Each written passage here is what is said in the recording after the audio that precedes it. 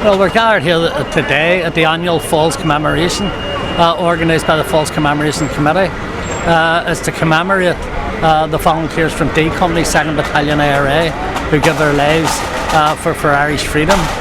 It's an annual event in late September and October 1972. 5 volunteers had died. So this is the time of the year when Irish Republicans from the Falls come together to commemorate and to pay respect to the volunteers who have died. They were ordinary people who grew up in extraordinary times to do extraordinary things. Hey, Brian! Hey, Marshall!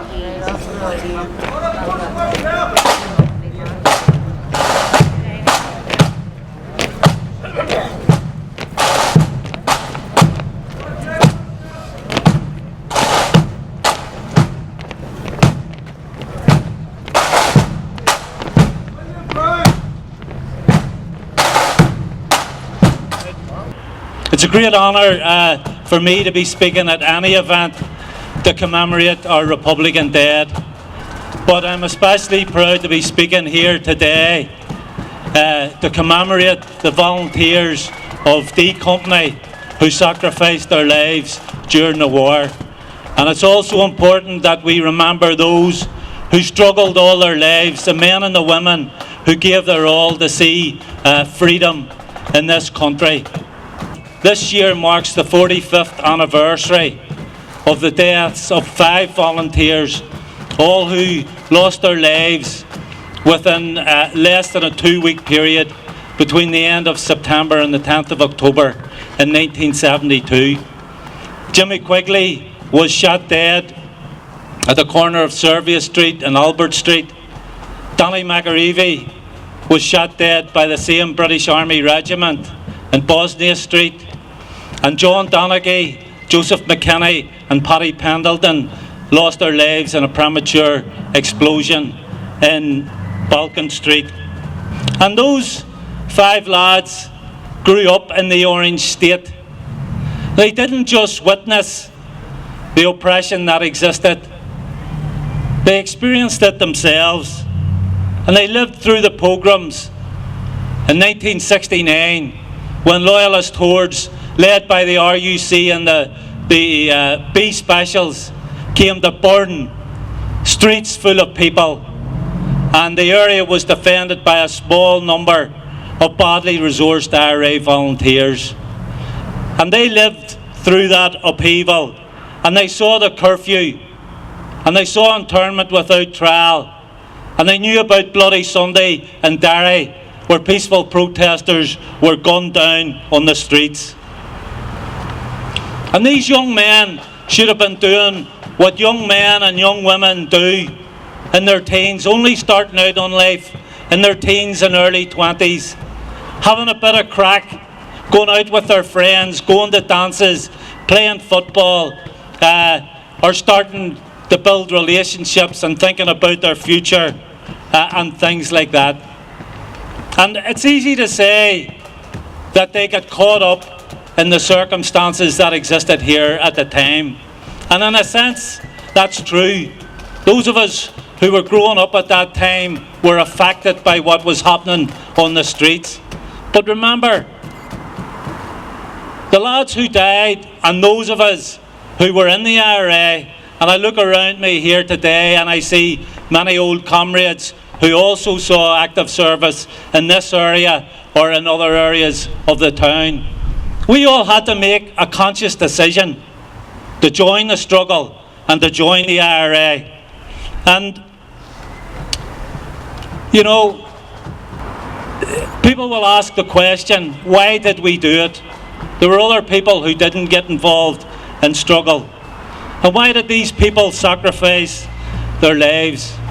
And of course they loved their country and they loved the people in their country. But the mindset that motivates those of us who were involved in the struggle is best summed up in Bobby Sands' poem, The Rhythm of Time. There's an inner thing in every man. Do you know this thing, my friend? It lights the dark of this prison cell. It thunders forth its might. It is that undauntable thought, my friend, that thought that says, I'm right. And that's what motivated people to get involved in the struggle. That's what motivated Jimmy Quigley, Danny McAreevy, John Donaghy, Joseph McKinney and Paddy Pendleton.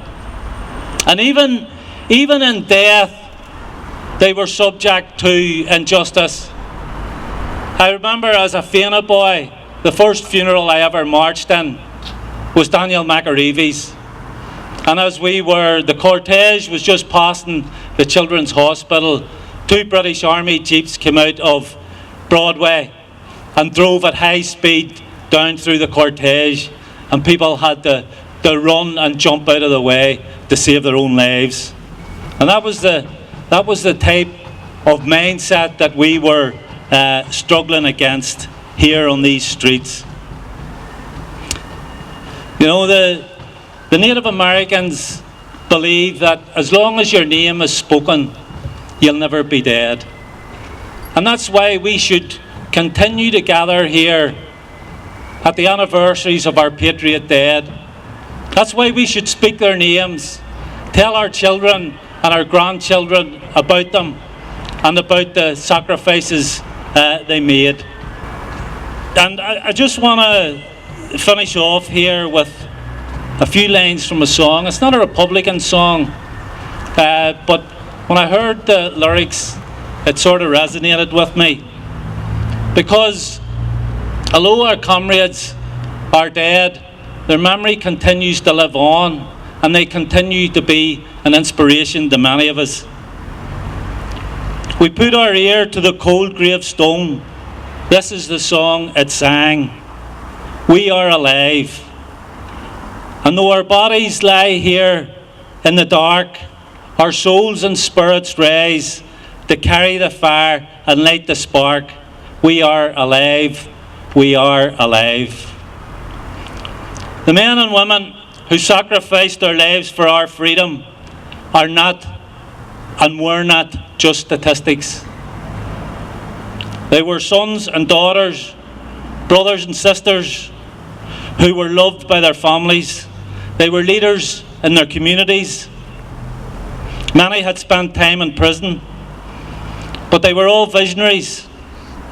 They were revolutionaries. They were courageous volunteers of the Irish Republican Army. First siad Bass, her son Saoirse, agus her son Muncher na Hern. Gur míle maith agam.